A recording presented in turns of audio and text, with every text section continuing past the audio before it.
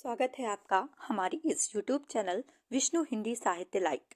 यदि अभी तक आपने हमारी इस YouTube चैनल को सब्सक्राइब नहीं किया तो आप लोगों से विनम्र निवेदन है कि कृपया इस चैनल को अवश्य सब्सक्राइब करें।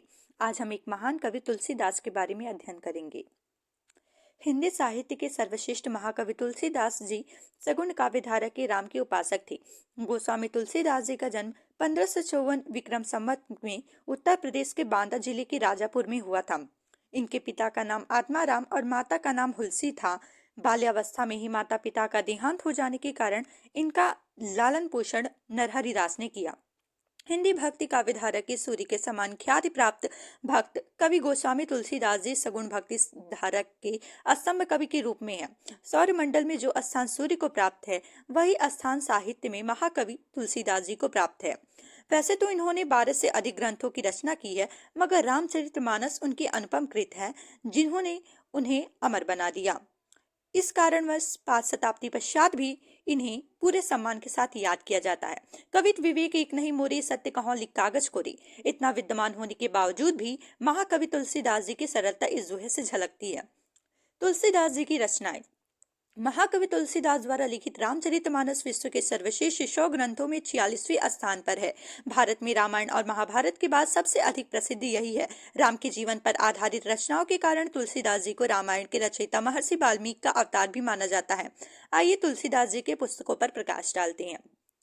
सर्वप्रथम इन्होंने रामचरितमानस लिखा है, उसके पश्चात हनुमान बाहुक, गीतावली, कवितावली, दोहावली, रामाज्ञा प्रश्न, पार्वती मंगल, हनुमान चालीसा, वैराग्य संदीपनी, बरवे रामायण, राम सलाका, संकट मोचन, करखा रामायण, रोला रामायण, झूलना, छप्पर रामायण, कवित्त रामायण, कलि धर्मा धर्म निरूपण इनकी रचनाएं हैं। आइए कुछ दोहों को पढ़ें। तुलसी मीठे वचन ते सुख उपजत चहुओर, बसी करण एक मंत्र है परिहर वचन कठोर। अर्थात मीठे वचन से हम सब और सुख फैलता है। किसी को भी वश करने के लिए मिठास भरे शब्द एक मंत्र जैसे है। इसलिए इंसान को चाहिए कि कठोर वचन छोड़कर मीठे वचन बोलने का प्रयत्न करे और अनजानों को भी अपना बना ले। दया धर्म का मूल है, पाप मूल अभियान।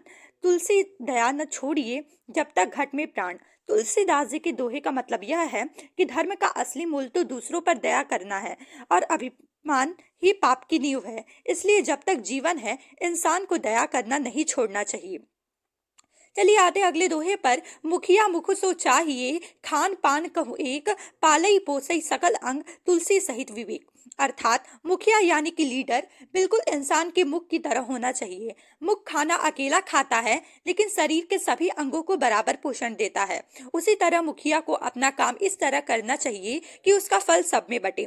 आवत ही हर से नहीं, नैनन नहीं स्नेह, तुलसी तहां न जाइए, कंचन बरसे मोह। अर्थात जहां जाने से वहां के लोग आपको देखते ही प्रसन्न न हो और जिनकी आंखों में प्रेम न हो, ऐसी जगह चाहे कितना भी लाभ और संपन्नता क्यों न मिले वहां कभी नहीं जाना चाहिए। आते हैं अगले दोहे पर।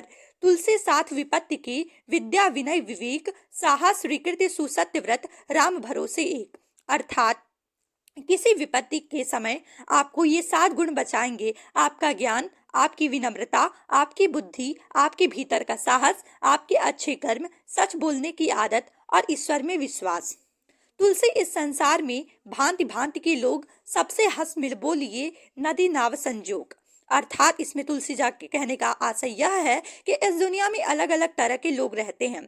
हमें उनसे मेल मिलाप, प्यार और सहयोग के साथ यह छोटी सी जिंदगी खुशी खुशी बिता लेनी चाहिए। आते हैं अगले दोहे पर। सचिव वैद्य गुरु तीन जौ, प्रिय बोला ही भय आस, राज धर्म तन तीन कर, हो ही बेगहि नाश। तुलसीदास जी के कहने का तात्पर्य यह है, यदि गुरु, टीचर, वैद्य अर्थात डॉक्टर और सलाहकार अर्थात वेल विशर से डर या फायदे की आशा से अच्छे बोलते हैं तो धर्म, शरीर और राज्य इन तीनों का विनाश शीघ्र हो जाता है।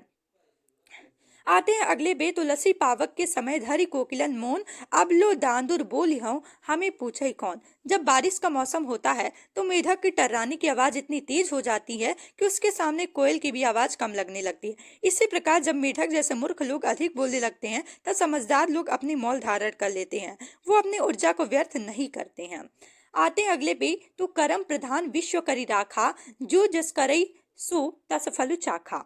इसमें तुलसीदास जी के कहने का तात्पर्य यह है, ईश्वर ने कर्म को ही महानता दी है। उनका कहना है कि जो कर्म करता है उसको वैसा ही फल मिलता है। इन दोहों के साथ हुई वीडियो की समाप्ति। मिलेंगे आपसे अगले वीडियो।